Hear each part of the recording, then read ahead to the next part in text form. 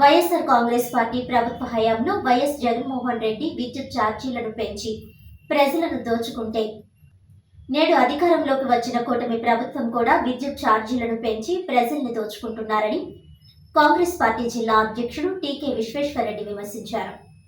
విద్యుత్ ఛార్జీలు ఎట్టి పరిస్థితుల్లోనూ పెంచేది లేదని, సంపద సృష్టించి ఇంకా తగ్గించడానికి ప్రయత్నిస్తామని అధికారంలోకి వచ్చిన కూటమి ప్రభుత్వం 17,000 కోట్ల రూపాయలను దొడ్డిదారిన ప్రజల నుంచి దోచుకోవడానికి ప్రయత్నించడం దారుణమని టీకే వ్యాఖ్యానించారు.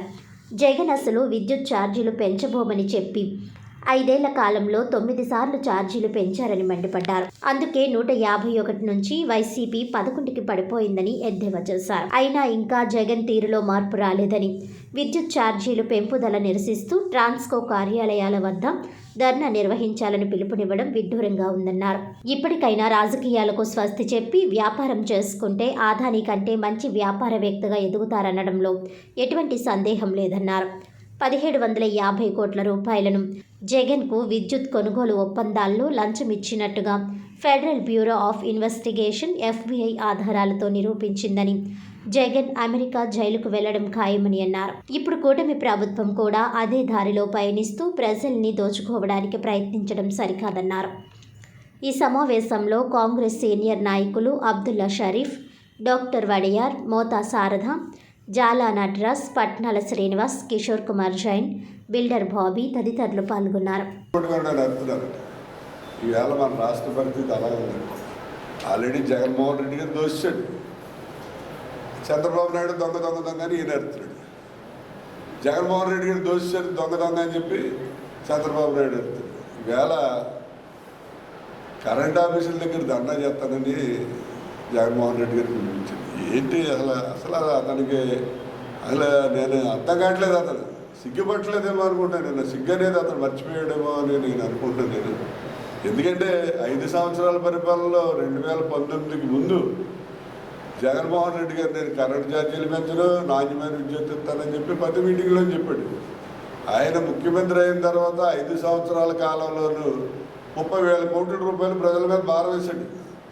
అనేక రకాలైనటువంటి ఎక్విప్మెంట్, ట్రాన్స్ఫార్మర్స్ అవి ఆయన ఎవడో ఉన్నాడు అక్కడ చిత్తూరు పొంగునూరు ఎమ్మెల్యే మినిస్టర్, ఆయన పేరు పెద్దిరెడ్డి.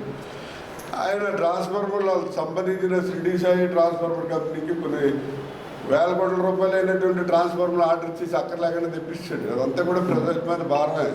అలాగే కరెంట్ ఛార్జీలు పెంచాడు విపరీతంగా. ఇవన్నీ కూడా విపరీతంగా ప్రజల మీద భారం వేసేసి బాధేసి మళ్ళీ కరెంట్ ఛార్జీలు పెంచారు. NDA government, Chandrababu Naidu current ఛార్జీలు పెంచారు. కొద్ది చంద్రబాబు నాయుడు గారు ఏం చేశాడు, ఎలక్షన్ ముందు 2024 ముందు నేను అసలు కరెంట్ ఛార్జీలు పెంచను, నేను నాణ్యమైన విద్యుత్ ఇస్తానని చెప్పి 6 నెలల్లోనే 17,000 కోట్ల రూపాయలు ఇవాళ ప్రజల మీద భారం వేశాడు. 11,000 కోట్లు ఉంటే 6,000 కోట్లు ఉంటే 17,000 కోట్ల రూపాయలని ప్రజల మీద భారం వేశాడు. అసలు ఏంటి అర్థం కాదు.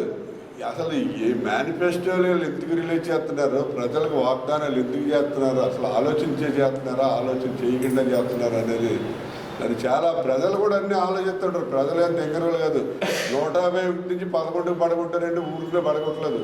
ఇలాంటి పరికమాలని అన్నీ చేస్తేనే పడగొట్టారు. జగన్ గారు మీకు నాకు తెలిసి నేను చాలా మీటింగ్లు చెప్పాను, ఇప్పుడు కూడా పెడుతున్నాను. You are not suitable for politics, you are businessman. మీరు బిజినెస్ బాగా చేసుకుంటే అదానీ కంటే గొప్పవాడు అవుతారు, ప్రపంచంలోనే నెంబర్ 1 కోటేశ్వరుడు అవుతారు.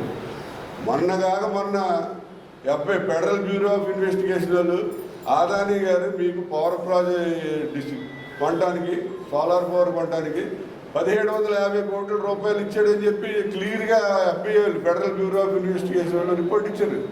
ఫెడరల్ బ్యూరో ఆఫ్ ఇన్వెస్టిగేషన్ అనేది ప్రపంచంలోనే పెద్ద గొప్ప సంస్థది. మన CBI అలాంటిదో అలాంటిది అమెరికాలో FBI, ప్రపంచంలోనే FBI అంటే అవడం జరుగుతాడు. అలాంటి FBI అదానీ గారు మీకు 1750 కోట్లు ఇచ్చారని క్లియర్గా చెప్పారు. ఈవేళ రేపో మీకు FBI నుంచి నోటీస్ వస్తుంది.